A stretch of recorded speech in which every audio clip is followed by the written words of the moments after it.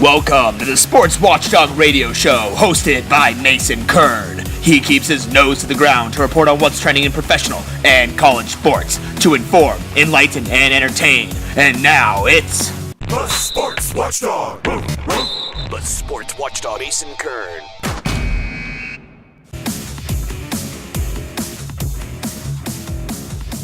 Hey everyone, welcome to the Sports Watchdog radio show on NBC Sports Radio AM 1060 Phoenix. I'm Mason Kern here with you every Sunday from 7:30 to 8 a.m. And I'm obviously certainly glad you decided to join me this morning. And as always, I do have some great stuff in my kennel. Today we'll be hearing from Team USA volleyball Olympian Danielle Scott, as well as a pioneer for a relatively new sport in Skogger Steven Meketa. I'll also be covering some sports hot topics, and for you basketball specific fans, interesting happenings on the hardwood. So we move on over to sports hot topics in our first stop in the show this week. We're continuing our World Cup 2018 coverage in Russia as we are now in the quarterfinals. Things are really heating up, guys. The matchups have been pretty crazy. Some of the front runners at the beginning of this tournament have been eliminated, and some marquee matchups are in store. And I think that this World Cup has really signified that any team can really make a difference because, like I said before, some of the powerhouses and some of the front runners who many people expected to kind of win the entire thing this year were eliminated even before the quarterfinals. So I talked about it in one of my previous shows. You have Germany, who won the 2014 World Cup. They were eliminated before even the round of 16. They didn't even make it out of the group stage. And I know I went into depth last show about kind of the World Cup curse of World Cup winners who gone on to the next World Cup and gotten eliminated in that group stage. But, I mean, granted, they were in a pretty tough group. But now you have both Portugal and Argentina, with two probably arguably the best players in the world, and Messi from Argentina and Cristiano Ronaldo from Portugal, eliminated in the round of 16. They don't make it out. And now, I mean, this is where every move, every shot, every goal matters in this quarterfinal. Because ultimately, every team has a goal of moving on and winning the World Cup. And so in the first matchup of the quarterfinal, it was really, really something to watch. Uruguay versus France. Arguably probably the third best player in the world, at least in my opinion, Antoine Griezmann, playing for France. And many people had Uruguay after their recent performances going on and possibly moving on against France, but Muslera, their goalkeeper, really let them down. And Griezmann has granted, France is already up 1-0 by this point. But let me just highlight this moment as Griezmann takes a shot from about probably 30 plus yards, and he's outside of the box at this point, and he launches one. Nobody from Uruguay steps up. It's a rocket, and when shots are taken from that type of distance, and you give the ball time to kind of knuckle a little bit, it throws the keeper off, but it looks pretty straight. It hits Muslera in the open palm and kind of just knuckles off of him, hits him. He doesn't punch it out. He doesn't catch it. It just kind of ricochets off him and goes into the goal. France takes the 2-0 lead. And that's a super morale killer for Uruguay because a shot like that really should not go in at this stage in the World Cup. Muslera, obviously, I mean, Uruguay didn't really put up much on the offensive end, but it's been coming down to the goalkeepers lately in this World Cup, and so Muslera kind of lets this one go in, and France is the first team to move on, and it's the first time France has ever beat Uruguay in a World Cup match ever. So pretty significant for France as they finally find a way to defeat Uruguay. Obviously, Uruguay, they didn't have one of their star players. They had Luis Suarez, but they didn't have Edinson Cavani, who scored 2 goals in their last match to push them ahead to the quarterfinal. So, pretty disappointing for Uruguay fans as they bow out of the tournament. But the rest of this year should be pretty intense, pretty exciting. And let me know what you guys think on social media about what you think about this year's World Cup and who you think is actually going to win on social media at A Sports Watchdog on Twitter and at The Sports Watchdog on Instagram, Facebook, and YouTube as well. Don't go anywhere. The Sports Watchdog Radio Show on NBC Sports Radio AM 1060 will be right back after this. If you're ready for a boast-worthy staycation, the AAA Four Diamond Hermosa Inn, located in Scottsdale's Paradise Valley, is for you. This luxury hotel offers authentic Arizona character and charm. Its 43 newly renovated casitas are nestled in a garden setting with breathtaking views of the lush desert and Camelback Mountain. Most accommodations include deep soaking tubs, beehive fireplaces, and private patios. Other property features include a lively bar and communal seating areas, on-site painting classes, free-use beach cruisers, seasonal poolside yoga, hot tub facilities, a business suite, and dining to die for. The Hermosa Inn is an ideal locale for small group getaways, from weddings, intimate family vacations, and bachelorette weekends, even golf outings, board meetings, and executive retreats. And its award-winning on-site restaurant, Lawns, is renowned for globally inspired Arizona fare, complemented by a subterranean wine cellar. You can see amazing photos of this and much more at hermosainn.com. That's hermosainn.com. Hey there, everybody. Once again, you're listening to the Sports Watchdog Radio Show on NBC Sports Radio AM 1060 Phoenix. I'm your host, Mason Kern, and joining us now is Danielle Scott, a 5-time Olympian, 2-time Olympic medalist, and USA Indoor Volleyball Olympic appearance record holder for both males and females. She's also a 2016 International Hall of Fame inductee. Danielle has faced plenty of adversity throughout her career, and she is here to share more about her experiences and playing to win, how to beat the odds even when nobody else thinks it's possible. So with all of that, hey Danielle, welcome to the Sports Watchdog Radio Show. So glad you could join us today. Hi, Mason, Kurt. Thank you so much for having me on. It's great to be here. Yeah, thank you so much again for taking the time. So to start off, I mean, like I said, you are a 5-time Olympic athlete. So why did you decide to play in so many Olympics, and what was it really like to play with and against players that were half your age at one point? Well, I guess it wasn't initially my intent to play in 5 Olympics. You know, my goal was to make my first Olympics. And after doing so, it just became part of my blood. It was like I wanted to try for the next one and the next one, because in the first 3 Olympic appearances, we left without hardware. And it's such a unique and incredible experience to play for your country. And that's just kind of how it happened. I was blessed to be without injury, at least serious injury, throughout my career. So it allowed for me to be healthy enough to be able to compete at a high level. And so that was one of the things that kind of allowed me to be able to go for 1 Olympics after the other. And then playing with and against girls half my age, well, it just kind of kept me motivated and inspired that if I can share some of my experience with them, it didn't matter if I can share it and help them to be better, but they would have to beat me. So it kind of kept me motivated, and it kept me in the game with just trying to share and grow the game at the same time. Well, it's definitely very inspiring for sure. I mean, not only to them, but to those who are watching you throughout your career as well, I'm sure. And, I mean, you mentioned you didn't have very many injuries, which allowed you to kind of play at the cap and the capacity that you were able to. So how did you have a routine, or how did you physically handle not just the playing in that many Olympics, but all of the travel as well? I mean, playing overseas and playing for your country with Team USA. How were you able to maintain a balanced life in order to kind of play that much? Right. So how was I able to maintain being able to avoid injuries? Well, you know, I think I had one particular experience. After 1996, I took some time off. I went and played with the WNBA, did not make it there. But I took some downtime where I didn't do anything. And when I rejoined the national team, I was challenged in a drill that I just was so out of shape. I went through some knee pains and things. And I decided at that point, you know, I was taking medicine to be able to play and practice each day.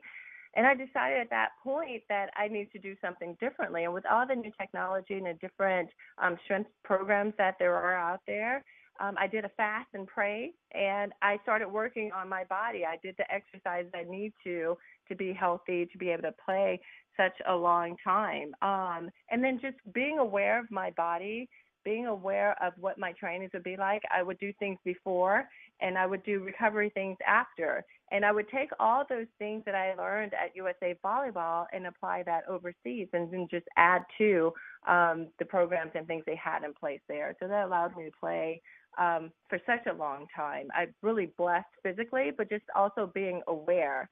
But I think eventually, as I grew older and learned how to better organize my time, I also incorporated how important it was to be a good teammate and know my teammates, to know how to help them to be better, to help our overall team performance. So those are some of the things I would do. Yeah, those are definitely, some pretty key values, especially for those who want to have an extended career like you did. And now, originally, I understand that you almost didn't make the team a few times. So how were you kind of able to manage to turn that around and then participate in 5 Olympics? Right. There are a few different occasions, and I guess one in particular was a little earlier in my career, too. I guess it was after my second Olympics. We did this team building activity, and you had to say a certain thing in an order, and if you didn't, the team had an opportunity to vote you out. Well, it was at that moment I realized I wasn't so connected with my teammates. I'm like, how could they vote me out? So being just good enough, being a great player, being able to perform wasn't enough. So I had to really build a relationship with my teammates, build a rapport. And I think having had experienced that, it was something that I was able to carry on to my other experiences internationally as well as with the national team, to be able to play with girls who are younger than me, girls who are around my age, and still be able to connect and play together towards a common goal. Yeah, and I think team chemistry, in any sport really is very important. So, that anecdote from the national team level of that cohesiveness, that's definitely an interesting tidbit for sure. And, after playing for 20 years now at the highest level, would you ever consider possibly coaching the USA national team, or is that not anywhere in your future plans? Well, that's definitely an intriguing question. Like playing at the highest level within your sport, being an Olympian, playing professionally, that's like your highest level that you can achieve. That would be the same thing for a coach. So I do some coaching now. I coach some clinics of my own, and I travel and I coach in clinics around the nation. But coaching with the national team would be the ultimate way that I could give back to a program that has been such a big part of my life, a family, this organization of the USOC. To be able to have an opportunity to coach at that level would be amazing. But in the meantime, I work with high-performance athletes. This summer in July, I'm going out to Tulsa to pour into the future Olympians who are striving through our pipeline of achieving such goals of playing at their next level. So that would be an awesome opportunity if I'm able to even be like a chaplain. I'm working with an amazing lady, Madeline Mims, who's put together a sports chaplaincy program for athletes and Olympians to be able to go back into their sport and contribute that way. So that could be also something that would be intriguing and interesting if it, was something that became available at the right timing in my life.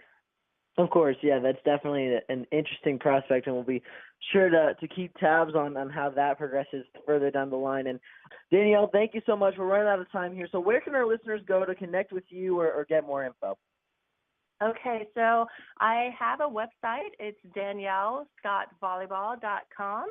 I also am getting more involved with social media, so you can find me on Instagram with Danielle02Scott, and as well as there's the Twitter and Facebook fan page. So those are all the places you can look out for what's up and coming. Well, there you go, guys. Make sure to check out Danielle Scott on all those platforms. Danielle, thank you so much again for your time. All right, everyone, the Sports Watchdog Radio Show on NBC Sports Radio, AM 1060. Be right back after this quick word. Want to take your decor to another level? Consider Jellyfish Art, a leading supplier of live jellyfish and their specialized ornamental aquariums and products. This includes Jellyfish Cylinder Nano, an all-inclusive kit with 3 sustainably aquacultured live moon jellyfish and everything needed to start. Also great as a gift, they're an exciting light and life source enhancing any space, living rooms, bedrooms, offices, or anywhere. Learn more at jellyfishart.com. Hey there, everybody. You're listening to the Sports Watchdog Radio Show on NBC Sports Radio AM 1060 Phoenix. I'm your host, Mason Kern, and joining us now is Steven Meketa, a professional Skogger who is sponsored by Whatever Skateboards and who's been featured in Concrete Wave magazine. Steven is joining us today to give an in-depth look into what skogging is, for those who have never heard of it, and to enlighten us as to what skogging is all about. So with all of that, hey, Steven, welcome to the Sports Watchdog Radio Show. Thanks so much for joining us today. Thanks for having me on. I'm excited. Yeah, no problem. I'm so glad you could join us and take the time out of your day to join us today. So, like I said, we're talking about skogging. I'm sure not many people have heard of it, or if they have, they don't necessarily know what it all is and what it all entails. So I'm just going to start off with the basics. What is skogging? Skogging is skateboard jogging. It is basically jogging on a skateboard. So you're pushing both legs. Most skateboarders push one leg. They push a dominant leg, either goofy, regular, and some push Mongo. Skoggers push all. Regular, goofy, Mongo, titles that have yet been defined. It is using the whole board. So skogging, like I said, I mean, before this interview, I hadn't really even have ever heard of this sport. So where and when did you first hear about it, and then what's the backstory of how you got into it in the first place? Well, I grew up in Cleveland, Ohio, as a street skater, probably from age 9, and then it got serious and all that, and then I backed off a little bit, got a little unhealthy around when the first iPhone came out in 2006. That's how I always remember when it was. I went into the hospital for whatever reason, and long story short, it turned out I had colon cancer. So wow. And then surgery after surgery, everything just got worse. And meeting with Cleveland Clinic doctors, they're like, you need to exercise and maybe get out of this climate. It's going to be really humid or really cold. So I moved to Southern California, and I'm on an airplane praying to God, heal me, dude, because I don't know what I'm doing. So I land. I buy a longboard, and I'm pushing all over the place. And the guy that sold it to me in Oceanside, California is like, you need to meet up with this Chris Yandel, man. You're going to hurt yourself. And I said, what do you mean hurt myself? He goes, how far did you push? And I said, I don't know, 20 miles. And he goes, yeah, you're pushing one leg. You're going to get like a Popeye leg, man, one giant leg. So he put me in touch with Chris Yandel, and Chris introduced skogging to me. And it's been amazing ever since. When Yandel invented skogging in the 70s, but he kind of kept it to himself, I guess. He did it because for surfing reasons, and he was a pro slalom rider. So it gives you great balance and everything. And then he started realizing the health aspects of it, what it can do. And when I met him, it was the skies open. You heard the angels sing. It was amazing. So it's exactly what my body craved. I went from 280 pounds down to 105 when I moved out here. I'm 165. I'm according to doctors, I'm pretty stinking healthy now. So, and I attest it to prayers answered and skogging. Well, that's definitely an inspiring story for sure. And so we talked about it a little. You got your start, in skateboarding first, and then that led you to skogging. But, what are some of the key differences of skogging than really any other type of sport of this nature? There's snowboarding, obviously, in snow and the mountains and stuff. With the goofy and regular stances, it's a little similar to skateboarding. But then skogging, it's completely different in some ways. So can you describe in a little more detail about some of those differences? Absolutely. I liken it to cyclists.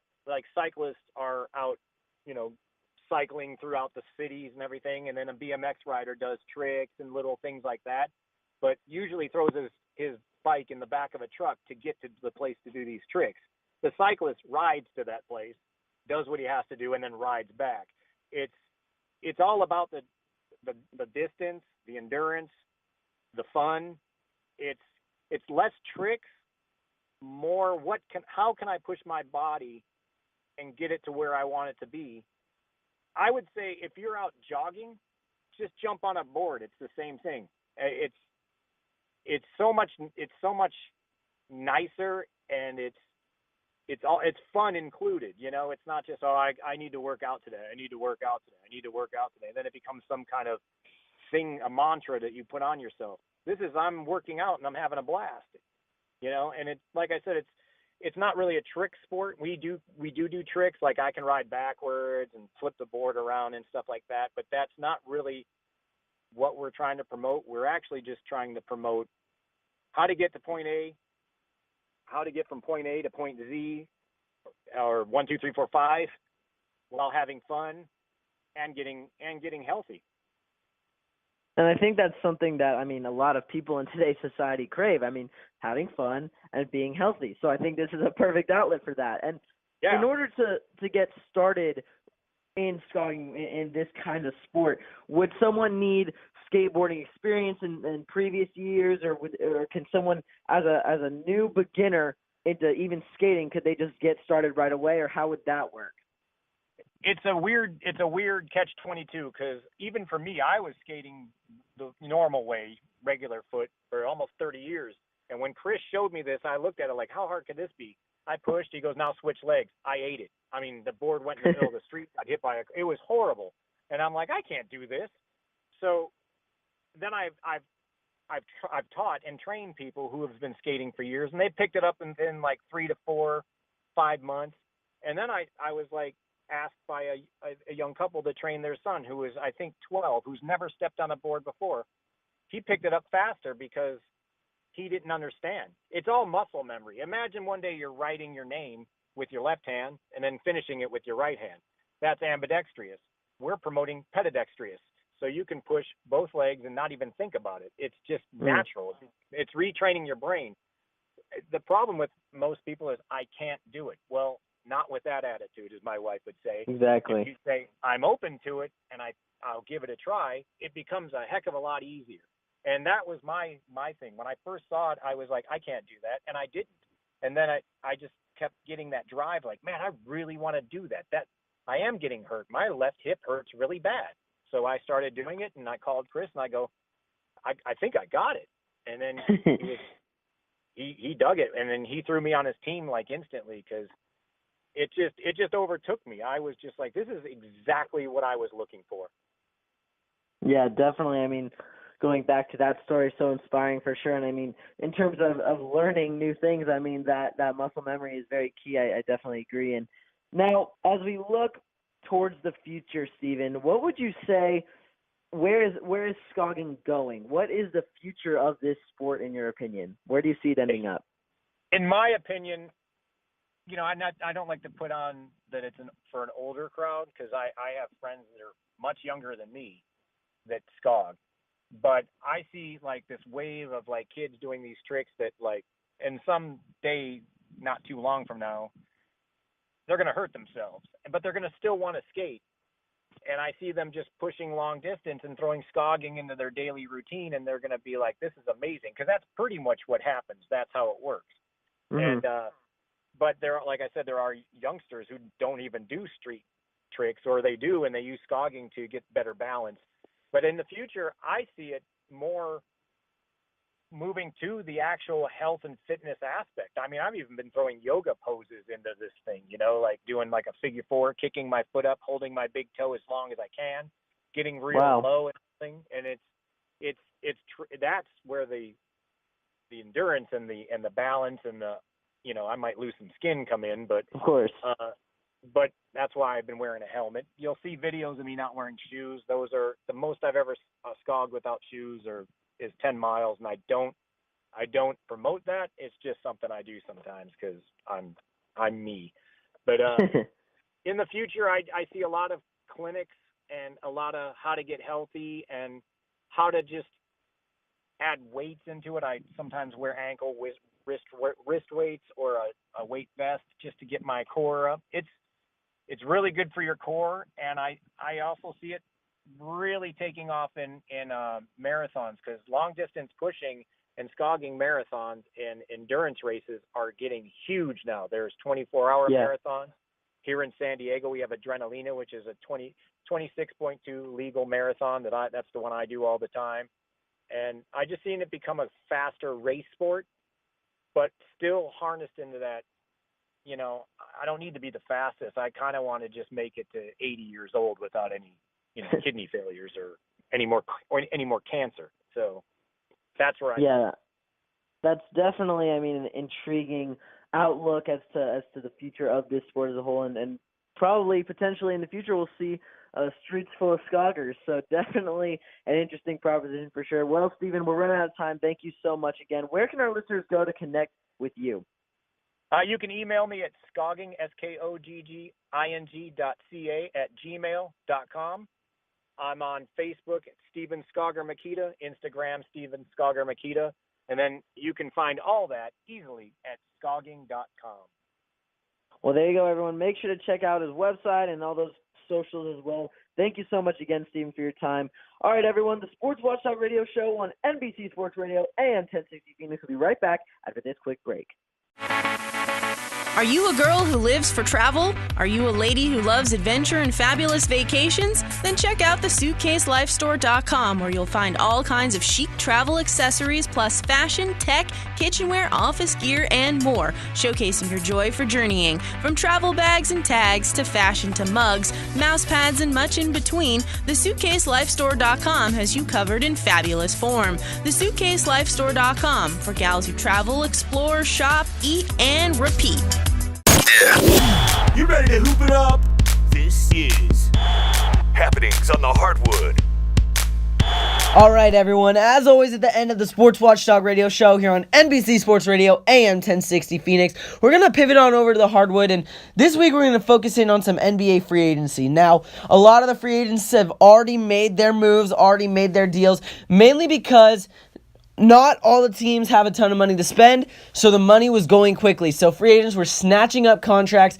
A lot of one-year deals we're seeing this year because next summer, the cap is probably going to rise, and the free agent pool is a lot deeper. Obviously this year was the Summer of Lebron, so there were some marquee free agents that did get snatched up, but next year's free agent class is a lot deeper, at least in my opinion, and a lot of the experts' opinions as well. But to highlight some of the moves that have happened, I know we talked last week about where LeBron was going to go. Well, he decided. LeBron is going to be an LA Laker next year. He signed a 4-year, $154 million contract to move over to Hollywood.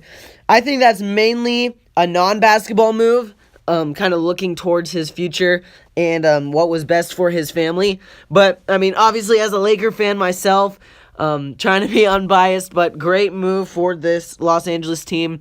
And after that, free agents started to float and want to play with LeBron in Los Angeles. A lot of the moves are questionable because the Lakers didn't really surround LeBron with shooting, which has kind of been the key to success lately. But apparently LeBron has been a part of every free agent decision thus far, with Magic, with Rob Pelinka in that organization. So Lance Stevenson, JaVale McGee, and Rajon Rondo all signing one-year deals with the Lake Show.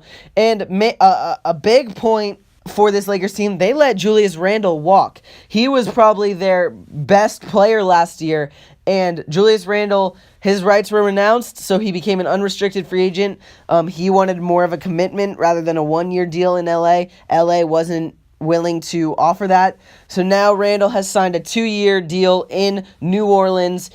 So kind of funny that New Orleans kind of gives away Rajon Rondo and then picks up Julius Randle, kind of like a trade scenario. But either way, that paved the way for the DeMarcus Cousins news. Everyone was wondering where DeMarcus Cousins was going to go coming off this Achilles injury. Will he be the same superstar? Well, he didn't get calls apparently. Nobody wanted him, so guess what he did? He called the Golden State Warriors, and he took a 1-year, $5.3 million contract with Golden State. He pulled the Kevin Durant. I think it's more of a ring-chasing move. A lot of people have lost respect for Cousins because now he is playing in Golden State on a deal that he deserves so much more money than what he is getting. He's really just trying to get that easy ring. And the NBA world went ablaze after that because all the players were like, what kind of league are we playing in? What is going on? And all these moves. Now Golden State has 5 All-Stars. Granted, Cousins will not be the same right away. He won't even be able to play until, I think the report said, February through April. So definitely a long timetable before his return, but Golden State can wait. No other team could really wait if they were going to sign Cousins, and that was kind of the big thing. So Cousins will likely win a ring and then hit free agency next year and take up that money. So I don't like the deal. I don't like the move. I don't think it's great for the NBA.